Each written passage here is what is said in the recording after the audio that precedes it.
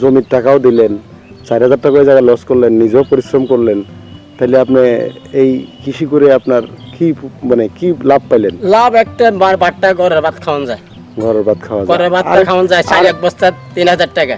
আরো একটা তো আছে ব্যাপার, যেমন আপনি এখানে ধান পাইলেন কিন্তু খের পাইতেছেন, কেন পাইতে আছে ওই খেরের দামটা আপনি কিরকম পাইবেন? ঘন্টা 1,000 টাকা।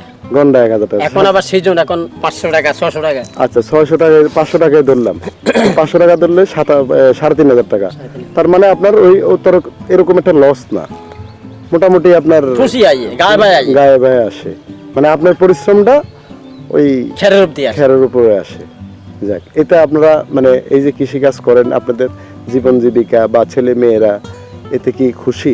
এটা তো খুশি। ভাত খাইলে মানে কিনা ভাত খাইলে কঙ্কর পরে, পাত্রের পরে ভাত পিছলে হয়ে যায়, নরম হয়ে যায়, ঘরে ভাতটায় কোনো কিছু নাই, আচ্ছা আচ্ছা, খাই একটা তৃপ্তি তৃপ্তি পাওয়া যায়। এতটুকু, কৃষকের এটাই আনন্দ। এটাই আনন্দ।